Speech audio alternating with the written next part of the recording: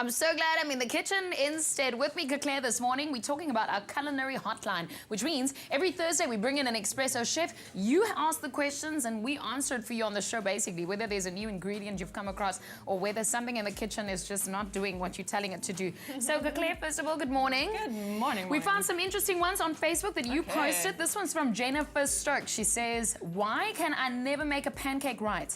They either stick to the pan or they end up raw or burnt. And they never taste right. And you always have that one pancake that you just got to throw away, that first one. The first one, yeah. So the thing with pancakes is that it's all about timing and temperature. You really have to know the heat of your stovetop, understand what's high heat, what's medium heat, because you want a medium to high heat when you're getting those pancakes on, and test a little bit of the batter. You'll see if it's too cold, if it's too hot. So now the raw and burnt, if you're turning that pancake too soon, probably going to be raw.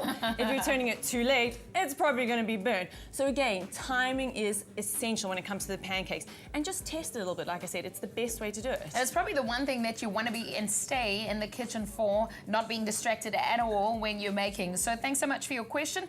Another one that came from our online platform, this one is from Welile Gudzwayo. I'd like to know how to make fondant ice cream. For icing. Icing. I was Yes. like, ice cream? Oh, that's interesting. I also want to know. Fondant icing. Okay, so fondant icing. Okay, first of all, I'm not a cake baker and a cake decorator, and I ain't gonna claim to be one. Cake decorating takes time and effort, and I really just can't get my head around doing those finicky little things. There are some fabulous people like Grace Stevens who does amazing stuff. So like I said, it takes time and effort.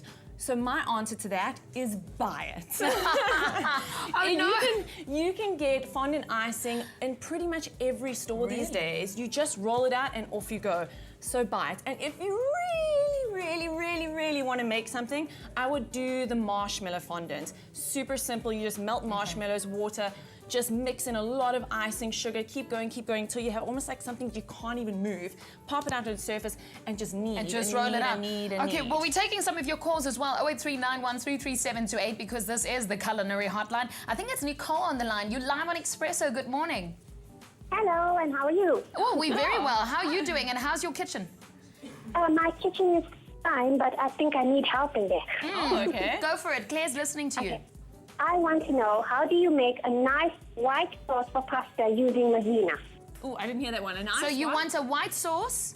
Using maizena. Using maizena. She wants to know, how do you make a nice white sauce using maizena? So personally, I don't normally use maizena in a white sauce. I like to just do it from flour. I find that's the best way to get it nice and smooth. I use the butter, the flour to make a fantastic roux. You just got to, again, be careful with the temperature. Mix it nice and slowly and carefully until that's all mixed up together. And then you start adding your warm milk. That's going to really... warm milk, okay. That's going to really help a lot to get that white sauce going. So personally, I like to go the flour, butter, milk way, but... and that thickens it as well. And you probably don't do it in a pot. You do it over water.